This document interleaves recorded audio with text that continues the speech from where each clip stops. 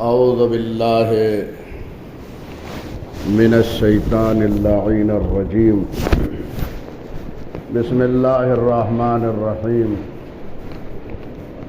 الحمد للہ رب العالمین بارئ الخلائق اجمعین باعث الانبیاء والمرسلین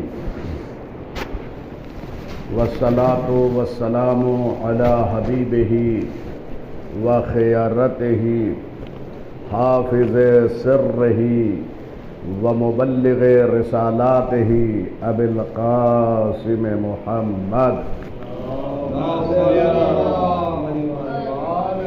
وآلہ الأطیبین الأطہرین المنتجبین الہداة المہدیین لا سیما بقیت اللہ فی الارضین واللعن الدائم علی اعدائہم اجمعین من الآن الى قیام یوم الدین اما بعد اوصیکم ونفسی بتقوی اللہ عباد اللہ۔ اے اللہ کے بندو، میں آپ کو اور اپنے نفس کو تقوی الہی کی دعوت دے رہا ہوں۔ بہت ساری گفتگو تقوی کے حوالے سے ہو چکی ہے۔ تقوی اس چیز کا نام ہے کہ جس کے ذریعے سے انسان سارے اعمال بآسانی انجام دے سکتا ہے، اس لیے کہ وہ تقوی انسان کو آمادہ کرتا ہے اعمال خیر کو انجام دینے پر۔ لہذا اگر یہ تقوی کسی کے قلب میں آ گیا تو ہر کام بآسانی وہ انجام دے سکتا ہے۔ چنانچہ انسان اگر اعمال خیر انجام دینا چاہتا ہے تو اس اعمال خیر سے پہلے تقوی ہو، اور تقوی کے ساتھ اس اعمال کی اہمیت جو ہے وہ بڑھتی چلی جاتی ہے۔ بہت ساری چیزیں ہیں کہ جس کے ذریعے سے انسان اپنے نفس کو سنوارتا ہے، بہتر سے بہتر بنانے کی کوشش کرتا ہے۔ لہذا میں آج چند چیزیں آپ کی خدمت میں پیش کر رہا ہوں کہ جس کے ذریعے سے انسان اپنے کو آراستہ کر سکتا ہے۔ یہ ایام جو ایام ادائے حسین ابن علی ہیں، ان ایام میں انسان اپنے وجود کے اندر انقلاب پیدا کر سکتا ہے اگر علماء کی تقریروں کو، ان کی گفتگو کو بغور سنے اور سننے کے بعد عمل پیرا ہو تو یقیناً اس کا نفس بدل جائے گا، اس کے وجود میں ایک انقلاب پیدا ہوگا، وہ اپنے کو خود بہتر محسوس کرے گا کہ میری زندگی بدل چکی ہے۔ لہذا ان ایام میں مجلسوں میں نے بارہا کہا، قرآن مجید کی آیتیں اور احادیث معصومین علیہم السلام، سیرت معصومین علیہم السلام کو پیش کیا جائے۔ اپنی گفتگو کو کم کرے، بلکہ نہ کرے اپنی طرف سے کوئی گفتگو۔ ساری گفتگو کا محور جو ہے وہ قرآن اور اہل بیت ہوں، اور پیغمبر یہی دو چیز چھوڑ کر گئے ہیں کہ جو ساری چیز کا محور ہے۔ چنانچہ ہماری قوم میں، ہماری ملت میں قرآن کی تعلیم کی طرف جتنا متوجہ ہونا چاہیے ابھی اتنی توجہ نہیں ہے، جبکہ قرآن اور اہل بیت دو چیزیں پیغمبر چھوڑ کے گئے ہیں۔ لہذا قرآن کی تعلیم بہت اہم ہے، اہل بیت علیہم السلام کا ذکر اور قرآن مجید کی تلاوت دونوں کو ساتھ لے کر چلنا ہے، اس لیے کہ یہ دو اہم چیز ہے۔ قرآن مجید منبع ہے، مخزن ہے فضائل و کمالات اہل بیت عصمت و طہارت کا، لہٰذا اپنے بچوں کو، اپنے نونہالوں کو قرآن مجید کی تعلیم دیں۔ چنانچہ پیغمبر اکرم صلی اللہ علیہ وآلہ وسلم جناب معاذ ابن جبل کو یمن کی طرف روانہ کر رہے ہیں تبلیغ دین کے لیے، تبلیغ اسلام کے لیے۔ جب انہیں روانہ کیا تو پیغمبر اکرم نے جناب معاذ کو کچھ نصیحتیں کی ہیں، اور ظاہر سی بات ہے کہ ایک مبلغ اسلام جب تبلیغ اسلام کے لیے جا رہا ہو تو اس کو کچھ نصیحتیں کی جائے تاکہ وہ بہتر سے بہتر انداز میں اللہ کے پیغام کو پہنچا سکے۔ چنانچہ جب یمن کی طرف جناب معاذ ابن جبل تشریف لے گئے ہیں تو پیغمبر اکرم نے چند نصیحتیں فرمائی ہیں۔ ان نصیحتوں میں پہلی نصیحت ہے علمہم کتاب اللہ۔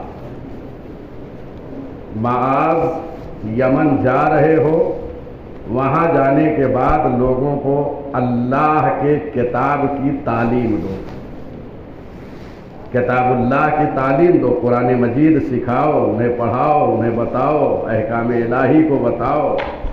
تو قرآن مجید کی تعلیم بہت اہم ہے، اس لیے کہ یہ ہمارے لیے زندگی کا آئین ہے۔ ساری چیزیں قرآن مجید میں موجود ہے۔ اگر انسان غور و فکر تدبر کرے تو ہر چیز قرآن مجید میں موجود ہے۔ ولایت، امامت، رسالت، توحید، عدل، قیامت، اخلاقیات، ساری چیزیں موجود ہیں۔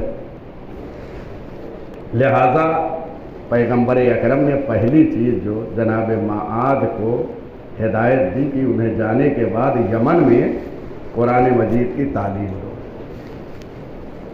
سب سے بہتر انسان وہ ہے جو قرآن مجید کی تعلیم دیتا ہے، سب سے بہتر۔ یہ معصوم کا فرمان ہے۔ میری کوشش یہ ہوتی ہے کہ میں زیادہ تر قرآن مجید کی آیتوں کو پیش کروں اور معصومین علیہ السلام کی احادیث کو پیش کروں۔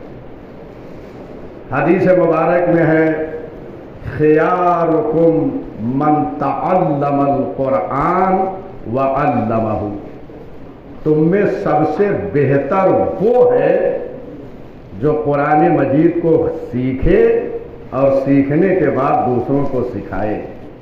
خود سیکھنا کمال نہیں ہے بلکہ تعلیم بھی دینا یہ کمال ہے، دونوں چیزیں ہونا چاہیے۔ اس لیے کہ علم حاصل کرنے کے بعد اس کی زکوٰۃ ہے، زکوٰۃ العلم نشرہ، علم کی زکوٰۃ یہ ہے کہ اس کو نشر کیا جائے، دوسروں تک پہنچایا جائے۔ تو لہذا ضرورت اس بات کی ہے کہ قرآن مجید کو خود سیکھیں اور دوسروں کو سکھائیں۔ اگر ہر گھر میں قرآن پڑھنے والے ہو جائیں، گھر کے جتنے ممبر سے ہیں سب قرآن مجید کی تلاوت کریں، ایک وقت معین کر لیں کہ سارے لوگ بیٹھ کر اپنے گھر میں قرآن مجید کی تلاوت کریں۔ جیسے ماہ رمضان میں ہم دورے میں جاتے ہیں اور بیٹھ کے قرآن، روزانہ یہی کیفیت ہونا چاہیے۔ یہ تو ماہ رمضان ہمیں تمرین دے رہا ہے کہ آئندہ بھی اسی طریقے سے ہمیں کرنا ہے۔ لہذا قرآن مجید کو سیکھیں اور دوسروں کو سکھائیں اور گھروں میں پڑھیں۔ اس کے بعد کسی چیز کی ضرورت نہیں ہے، جتنی بنائیں گھر میں ہے سب دور ہو جائے گی، گھر نورانی ہو جائے گا۔ اور جو چیز نورانی ہوتی ہے وہاں اندھیرا نہیں آتا، وہاں ظلمت نہیں آتی ہے۔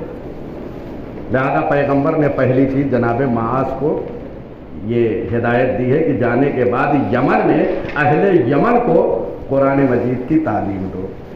دوسری چیز وَأَحْسِنْ أَدَبَهُمْ عَلَى الْأَخْلَاقِ الصَّالِحَةِ، اور دوسری چیز جانے کے بعد جو تمہیں کرنا ہے وہ اچھے اخلاق پر لوگوں کی تربیت کرنا ہے، بہترین اخلاق جا کے لوگوں کو دینا۔ قرآن مجید کی تعلیم اور اچھے اخلاق، اگر ایک انسان کا اخلاق اچھا ہو جائے تو اس سے بہتر کوئی چیز نہیں ہے۔ اب وہ کہیں بھی رہے گا تو اپنے اخلاق کا مظاہرہ کرے گا، صبر کرے گا، حلم اختیار کرے گا۔ کوئی اگر کچھ بول بھی دے تو خاموش رہ جاتا ہے، معاف کر دیتا ہے۔ لڑائی جھگڑے ہو جائیں تو دور ہو جاتا ہے، اس کو خاموش، جو وہ جل رہی ہے لڑائی کی آگ، اس کو خاموش کرنے کی کوشش کرتا ہے۔ تو اگر ہر ایک حسن خلق کے ساتھ ایک اجتماع میں موجود ہوں، اس اجتماع میں کبھی جھگڑا نہیں ہو سکتا، اس لیے کہ حسن خلق پر ان کی تربیت ہوئی ہے۔ لہذا ضرورت اس بات کی ہے کہ ہم بہترین اخلاق پر اپنے نونہالوں کی تربیت کریں۔ دیکھ رہے ہیں، ملاحظہ فرما رہے پیغمبر اکرم کے اقوال کو۔ پہلے کیا فرمایا؟ قرآن مجید کی تعلیم، دوسرے ان کے اخلاق بہتر بناؤ، ان کی تربیت کرو اچھے اخلاق پر۔ اور یاد رہے کہ میدان محشر میں سب سے پہلے میزان عمل میں جو چیز رکھی جائے گی وہ اچھے اخلاق ہیں، بہترین اخلاق ہیں۔ حدیث میں اول ما یوضع فی میدان العبد یوم القیامت حسن خلقہ، سب سے پہلے جو چیز میزان عمل میں رکھی جائے گی وہ انسان کا بہترین اخلاق ہے۔ اور پھر روایتوں میں یہ ہے کہ یہ حسن خلق انسان کے میزان عمل کو سنگین کر دیں گے، وزنی بنا دیں گے۔ ملاحظہ فرمانے اگر اچھا اخلاق ہے تو میدان محشر میں وہ سرخرو رہے گا۔ لہذا ہمارے یہاں جو روایتیں ہیں حسن خلق پر ائمہ ہدی علیہ السلام سے، ان پر عمل پیرا ہو انسان۔ تو یہ دو چیز پیغمبر اکرم نے ہدایت دی، قرآن مجید کی تعلیم، دوسرے حسن خلق پر ان کی تربیت کرو۔ تیسری چیز، یہ ساری چیزیں ایک ایک چیز یاد رکھنے کے قابل ہے۔ میں ہمیشہ یہ عرض کرتا ہوں کہ اسے لوحے دل پہ بھی لکھیے اور گھر میں جا کے بھی لکھ لیجیے۔ تیسری چیز، وَأَنزِلِ النَّاسَ مَنَازِلَهُمْ خَيْرُهُمْ وَشَرُّهُمْ۔ دیکھیں یہ معاشرے میں، سماج میں اچھے لوگ بھی ہوتے ہیں، برے لوگ بھی ہوتے ہیں۔ ہمیں کیا کرنا ہے؟ ہمارا وظیفہ کیا ہے؟ معصومین علیہ السلام نے کیا فرمایا ہے؟ اچھے بروں کے ساتھ کیسا سلوک کرنا ہے؟ دونوں کو برابر نہیں کرنا ہے، بلکہ پیغمبر نے فرمایا کہ بروں کو ان کے مقام پہ رکھو اور اچھوں کو ان کے مقام پہ رکھو، یعنی ہر ایک کو ان کے مقام پہ رکھو، دونوں کو برابر نہ کرو۔ اچھوں کو ان کے مقام پہ رکھو، بروں کو ان کے مقام پہ رکھو۔ ایسا نہ ہو کہ برعکس ہو جائے کہ بروں کے ساتھ ہم چلیں اور چلنے میں فخر محسوس کریں کہ فلاں بھائی کے ساتھ چل رہے ہیں۔ یہ افتخار نہیں ہے۔ پیغمبر اکرم نے فرمایا جناب معاذ ابن جبل سے کہ بروں کو ان کی جگہ پہ رکھو، اچھوں کو ان کے مقام پہ رکھو، دونوں کو برابر قرار نہ دو، یہ ذمہ داری ہے۔ اس کے بعد رسول اعظم نے فرمایا وَأَنفِذْ فِيهِمْ أَمْرُ اللَّهِ۔ معاذ یمن میں جا رہے ہو، لوگوں کے درمیان اللہ کے حکم کو نافذ کرو، جاری کرو۔ اگر حکم الہی، امر الہی سماج اور معاشرے میں جاری ہو جائے تو یقین جانیے کہ ہمارا سماج اور معاشرہ کتنا خوبصورت ہو جائے گا، جنت نظیر ہو جائے گا۔ بھئی جنت کسے کہتے ہیں؟ جہاں ساری خوبیاں ہوں، جہاں آرام ہو، اسی کو جنت کہتے ہیں۔ لہذا یہیں سے ہم جنت بنائیں، اللہ کا احکام، حکم الہی کو نافذ کرتے رہے۔ یہ جناب معاذ ابن جبل سے جو پیغمبر نے فرمایا، یہ ہم سب کی ذمہ داری ہے۔ ان کے سامنے بیان کیا اور یہ کام ہم سب کو کرنا ہے، اللہ کے حکم کو نافذ کرنا ہے، اللہ کے حکم کو بیان کرنا ہے، امر بالمعروف کرنا ہے، نہی عن المنکر کرنا ہے۔ یہ ذمہ داریاں ہیں۔ عزیزان محترم، بہت ساری چیزیں ہیں، اگر انسان ان سب پہ عمل پیرا ہو جائے تو یقین جانیے کہ ہمارا معاشرہ کتنا خوبصورت معاشرہ ہو جائے گا۔ اس کے بعد جناب معاذ سے فرماتے ہیں پیغمبر، اب خود ان سے متوجہ ہوئے، ابھی تک کیا کرنا ہے معاشرے میں وہ بیان کیا۔ 4 چیزیں پیغمبر نے فرمائی جو معاشرے میں کرنا ہے، قرآن مجید کی تعلیم، دوسرے حسن خلق پر تربیت، تیسرے بروں کو ان کی جگہ رکھو، اچھوں کو ان کی جگہ پہ رکھو، چوتھے اللہ کے امر کو لوگوں کے درمیان جاری کرو، اگر حکم الہی معطل ہے تو حکم الہی کو نافذ کرو اور جاری کرو، لوگوں کو بتاؤ احکام الہی، کوشش کرو کہ احکام الہی نافذ ہو لوگوں کے درمیان۔ اس کے بعد جناب معاذ سے مخاطب ہوتے ہیں اور فرماتے ہیں وَأُوصِيكَ بِتَقْوَى اللَّهِ، معاذ تمہیں وصیت کر رہا ہوں تقوی الہی کی، اللہ سے ڈرو۔ ملاحظہ فرما رہے کتنی اہم چیز ہے۔ اس کا مطلب یہ ہے کہ خود ایک عالم، خطیب، ذاکر، اس کو متقی ہونے کی ضرورت ہے۔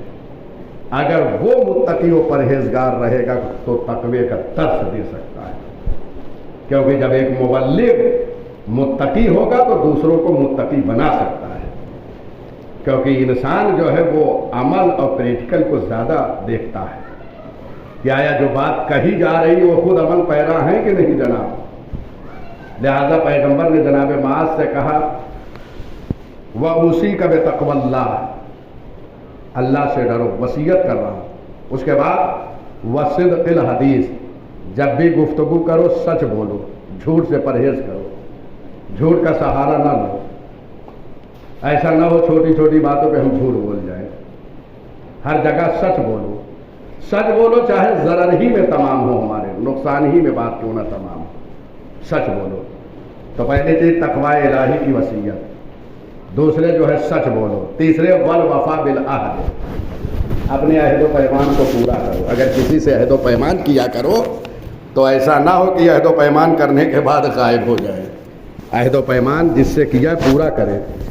اب کس سے روایتوں میں ہے چاہے مسلمان سے عہد و پیمان کریں چاہے غیر مسلمان سے، ایسا نہیں کہ غیر مسلمان ہے اس سے وعدہ کیا تو رخصت ہو جائیں، ایسا نہیں ہے۔ روایتوں میں ہے چاہے مسلمان سے آپ عہد و پیمان کریں یا غیر مسلمان سے۔ کتنا خوبصورت مذہب ہے مذہب اسلام، مذہب اہل بیت عصمت و طہارت۔ ملاحظہ فرما رہے ہیں اگر غیر مسلم سے عہد و پیمان کو پورا کریں گے تو یقین جانیے کہ وہ اسلام کی خوبصورتی کو محسوس کرتے ہوئے اسلام کی طرف آ جائے گا۔ یہ اخلاق پیش کرنے کی ضرورت ہے، لہذا جو عہد و پیمان ہو اس کو پورا کریں۔ بہت سارے واقعات تاریخ میں موجود ہیں، میں ان کی طرف نہیں جانا چاہتا ہوں، اگر وہ ساری چیزیں بیان کی جائے تو ضروری ہے کہ وہ ساری چیزیں بیان ہو۔ وَأَدَائِ الْأَمَانَةِ، ادائے امانت، امانت اگر کسی نے رکھی ہے تو واپس کر دے، امین ہونا چاہیے انسان کو۔ اب امانت چاہے مسلمان رکھا ہے چاہے غیر مسلمان، یہ روایتوں میں ہے، دونوں کی امانت کو جیسے دیا ہے ویسے واپس کر دے، امین بنے۔ پیغمبر اکرم کو مشرکین مکہ بھی امین کہتے تھے، کیونکہ جو امانت رکھی جاتی تھی، جو بھی رکھتا تھا پیغمبر اکرم اس کی امانت کو بے عین ہی واپس کر دیتے۔ لہذا ضرورت اس بات کی ہے کہ ہم امین بنیں، چاہے مسلمان امانت رکھا ہے یا غیر مسلمان۔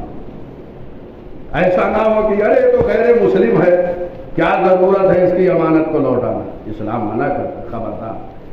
یہ وہ چیزیں ہیں اخلاقیات میں جن کے سبب سے وہ پوچھے گا کہ جناب آپ نے اس حسن کے ساتھ، مثلا آپ کی خدمت میں اس نے کچھ رقم دی کہ اسے رکھیے، جو نوٹ رکھی ہے وہی واپس کر دی، جس نمبر کے ساتھ ہے اسی نمبر کے ساتھ، ایسا نہ ہو کہ یہ ایکسچینج کر کے دوسری رکھ دی۔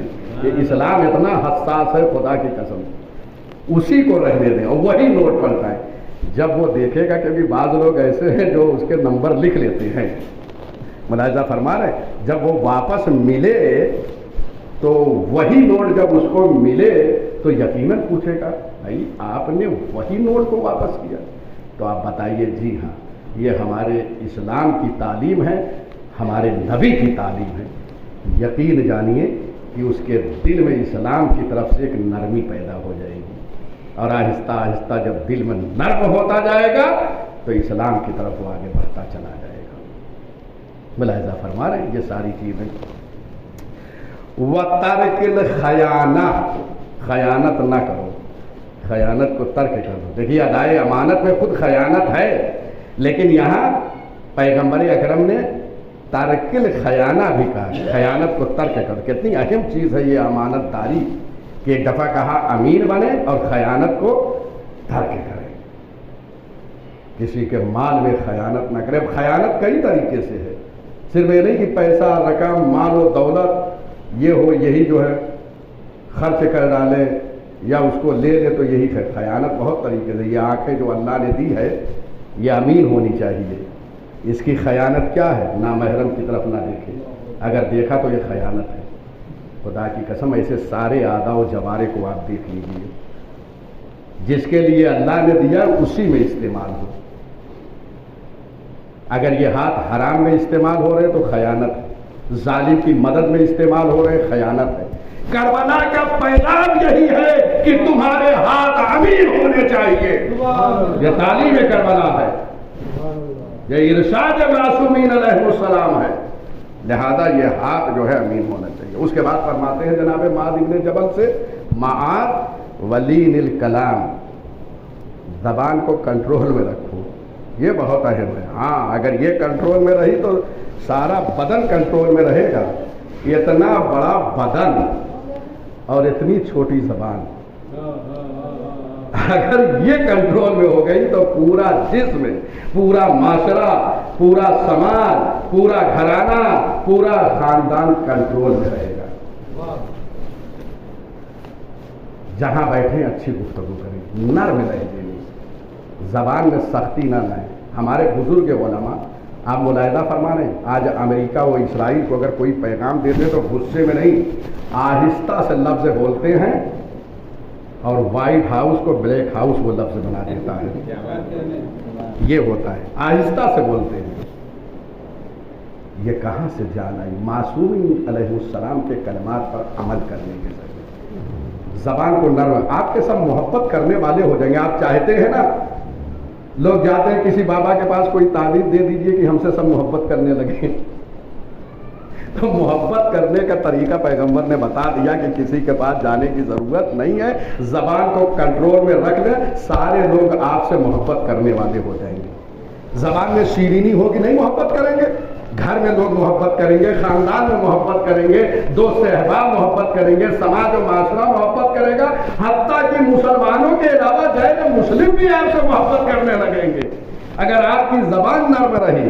اس کے بعد فرمایا وَفَضْلِ السَّلَامِ، معاذ یاد رہے جب کسی سے ملاقات کرو، کہیں جاؤ تو سلام میں ابتدا کیا کرو۔ بعض لوگ ہوتے ہیں کہ پہلے سلام کریں، یقین جانیے جو انتظار میں رہتے ہیں ان کا ثواب کم ہو جاتا ہے۔ 70 نیکیاں ہیں سلام میں، جس میں 69 جو ہے سلام کرنے والے کو ہے، ایک جواب دینے والے کو ہے۔ ملاحظہ فرما رہے ہیں، لہذا ہاتھ بات کر یہ نہ سوچے کہ فلاں آ کے ہم سے سلام کرے۔ اگر کوئی سلام کر رہا ہے ابتداء تو وہ بڑا ہو جاتا ہے نگاہ پروردگار میں۔ کیوں؟ اس لیے کہ اس کا ثواب زیادہ ہو جا رہا ہے، میدان محشر میں اس کا درجہ بلند ہو جائے گا، لہذا آپ سے وہ بڑا ہو جائے گا، آپ کے نہ چاہتے ہوئے بھی۔ ملاحظہ فرما رہے ہیں، آپ کی چاہت چلنے والی نہیں ہے۔